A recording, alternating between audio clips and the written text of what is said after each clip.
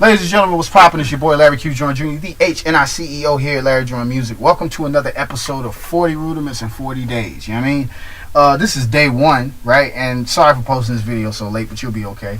We're dealing with single strokes. You know what I'm saying? If you haven't been to vicfurf.com, go ahead and get a copy of the 40 standardized rudiments, you know what I'm saying? Or go to the percussiveartsociety.com, you know what I mean? Because that's going to be the canon, you know what I'm saying, that we're going to be referencing. Like I said, the first joint is single strokes. I ran across this particular exercise from my first drum instructor. This cat's like a musical father to me. His name is Dr. Stefan Stuber. He teaches over at Grimsley High School here in Greensboro, North Carolina. And essentially what it is it's a lesson in Agogic accent. Now, at the time, he didn't teach me that it was a lesson in Agogic accent. I actually learned that from Dr. Jeff Khaleesi, you know what I'm saying, years later at North Carolina A&T State University.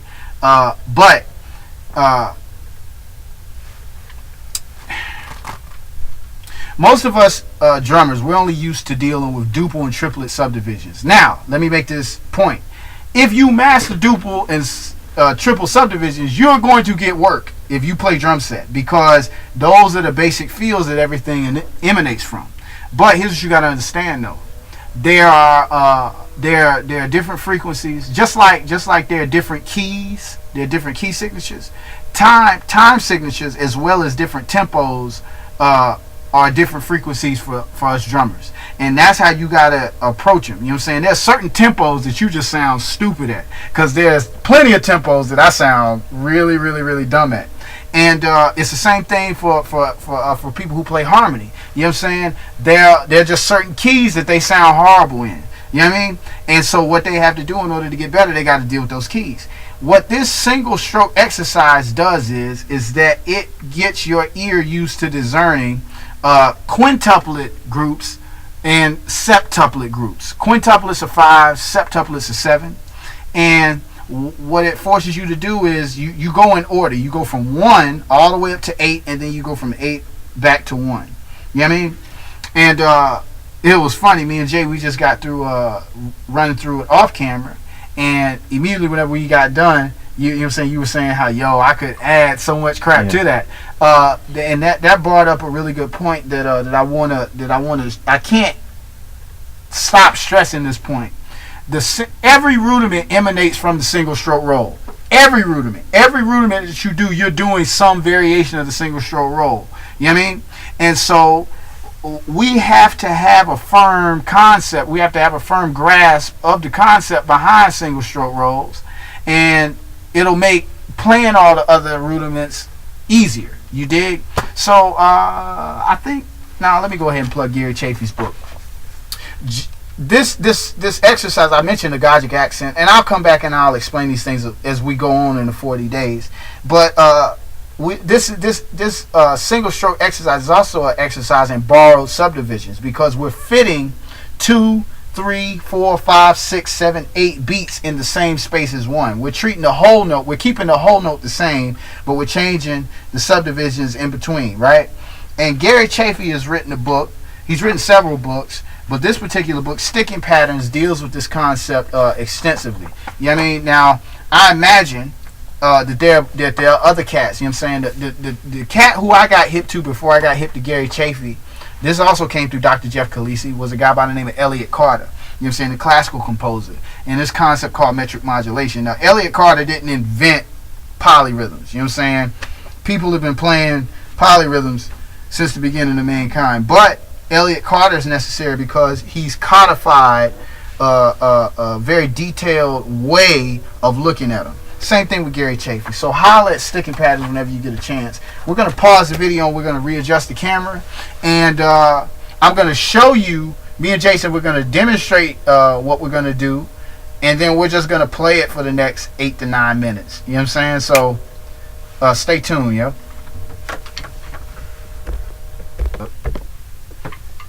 Oh yeah, and what I failed to mention is that we're doing something that I actually learned from Gregory Hutchinson, which is we're going to be playing on newspapers. Now, You know how, you know what I'm saying, you know, you get your first drum set and you had a little percussion plus snare drum that you don't use anymore because it sounds horrible. Well, now you know what you can do with the shell. You know what I'm saying? Go ahead and just put some newspaper over it and get your touch together. You know what I'm saying? Gospel drummers be asking me all the time, yo, man, you got a touch on the set. How are you getting that? The biggest thing is I'm not hitting the drums hard. That's the first thing. And then number two, I'm using smaller muscle groups. You know what I'm saying? I can thank Thomas Taylor for that. And then the thing after that is doing things like this, playing on surfaces that force you to use stick control, you know what I'm saying, velocity control. You know what I mean? You ain't got to use stadium volume. Your church is in the storefront. How you in the storefront church and you playing like you in the Coliseum? Right. You know what I'm saying? Get your life together, man. Use some smaller muscle groups. All right, so me and Jay, we're about to run through the exercise. I hope you can hear that. You know what I mean? So here's the exercise.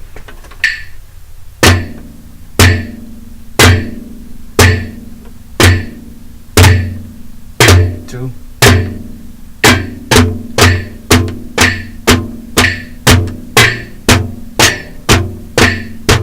Three.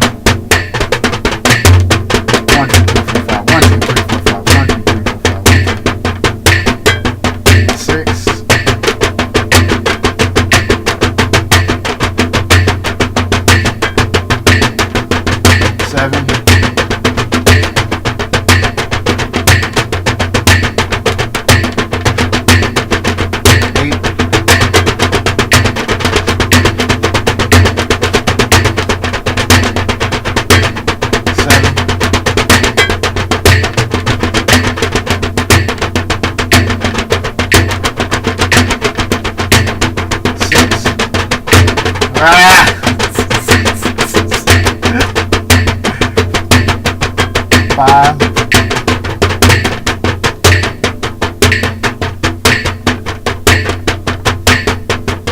Four.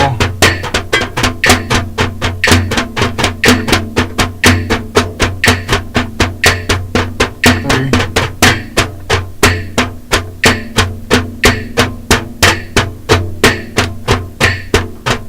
Two.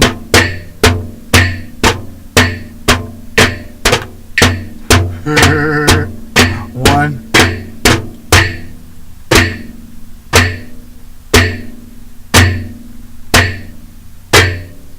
Thank you, Lord. Yo, you know what I mean? It made it through. Yeah, we made it through. And I'm mad that Jay ain't broke his paper, but I have. You know what I'm saying? And I got heavier. Yeah, he got heavier 6. And I was the one talking all the trash. I'm the trash drummer of the group, right? Yeah. But see, that's what's up, man. Agogic accent, because some of y'all ain't gonna let us go on until I tell you what Agogic accent is. Agogic accent is just the accent of movement. You know what I mean? It comes from a German word, agog, which means movement. You know what I'm saying? I probably ain't saying it right in terms of the etymology, like how it occurs in German, but I'm African American. But I will have that down for the next video. Let me stop playing. But yeah, man, it just means the accent of movement. And what that means is that there's a certain way that 2 behaves that's different than the way that 3 behaves. Now check this out. 2 and 4 are essentially the same thing. But the reason how come that 4 is 4 and 2 is 2 is because the Agogic accent is different. There's a certain way that 4 behaves that 2 doesn't. All it is that 2 has a little bit more space in it than 4. You see what I'm saying? Well, it's the same for all of these numbers. And I've been personally trying my best to get up to 17. I can thank Rhythmic Subdivisions for that. You know what I'm saying? He wrote a song in 1716 that just ruined my life. Yeah, dog, the drum pattern's sick. Shout out to Rhythmic Subdivisions and Endogenous Oscillators. You know what I'm saying? The song that ruined my life, you know what I'm saying, for several months. But I thank you, Rhythmic, because now I can play in 1716. But yeah, man, that's the furthest up the grid I've gone. You know what I'm saying? I chickened out getting 18. You know what I'm saying? And I don't like 3/6s.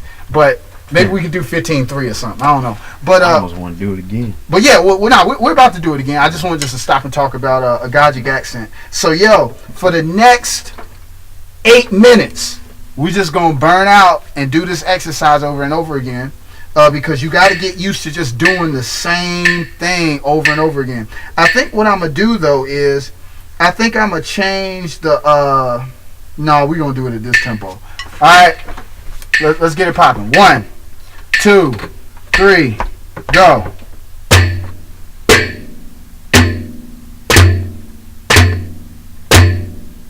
2.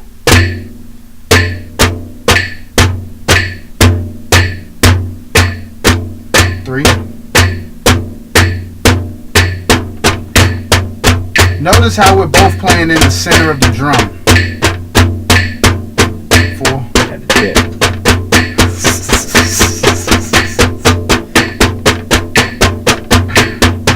5.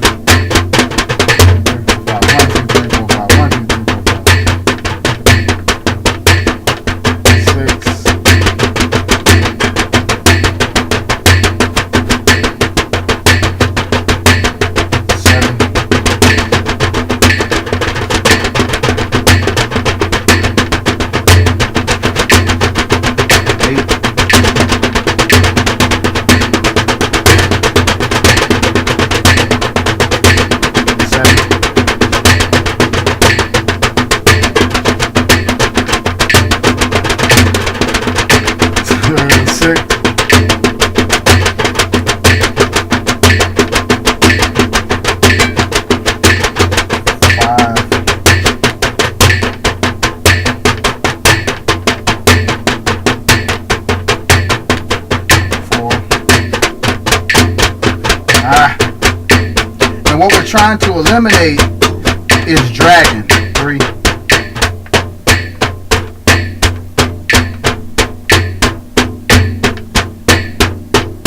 2. Because whenever you accelerate, you want to speed up. Whenever you slow down, you want to drag. 1. And we're trying to eliminate that with this exercise. 2.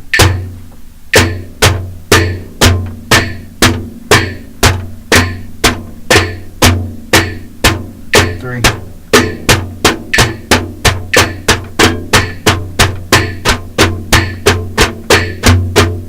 4.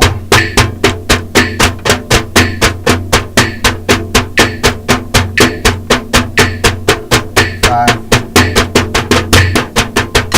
There we go. Yeah. 6.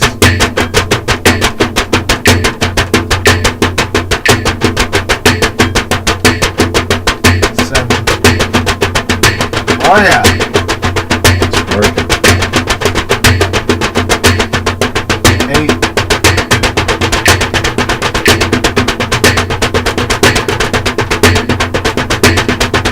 7.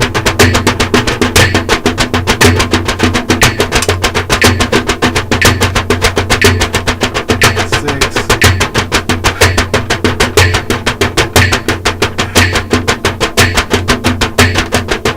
5. Yeah. 4.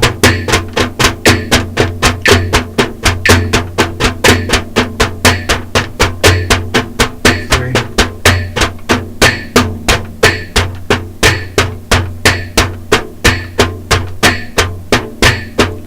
2.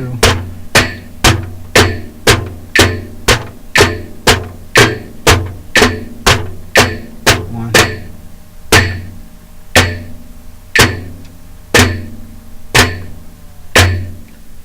We can stop.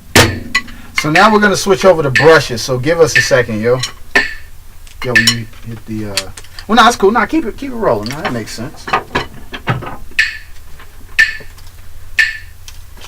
what I mean? If you don't have a pair, go ahead and get you a pair. 1, 2, ready, and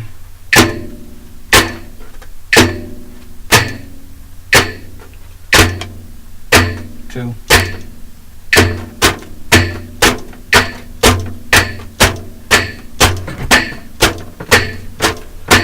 3, 4,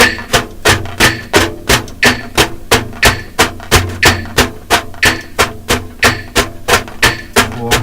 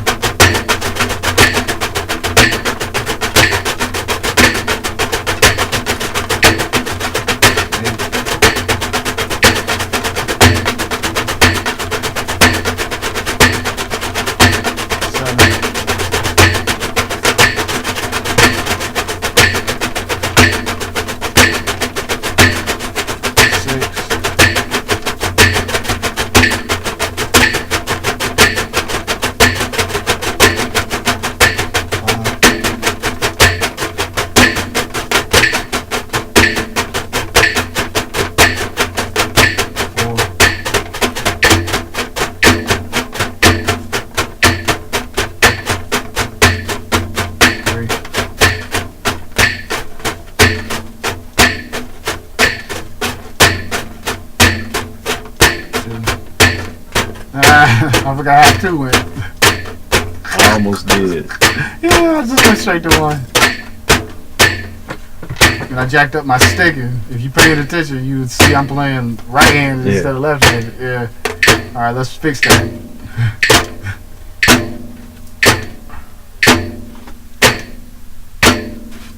2.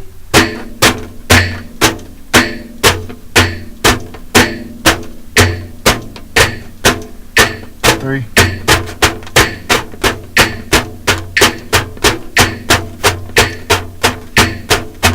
4,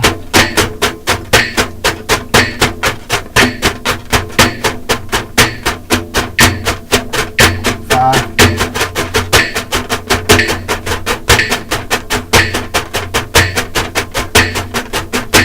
6,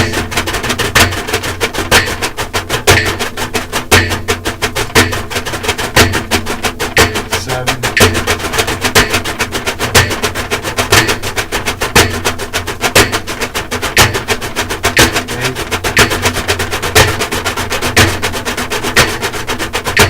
Let's go up to 9 this time. It's just 4 on each hand. 1, 2, 3, 4. 1, 2, 3, 4. 1, 2, 3, 4. 1, 2, 3,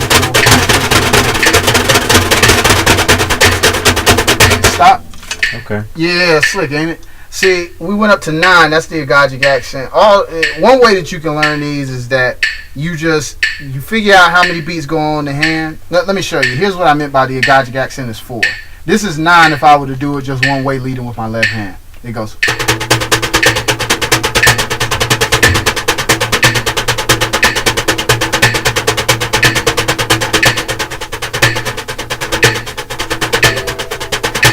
You know what I mean? So that's something to think about. Yo, we got to get ready to split with this video. But obviously, you know what I'm saying, we're going to be discussing these concepts and more. I love you, but more importantly, Jesus loves you. I'll holler at you soon. Peace.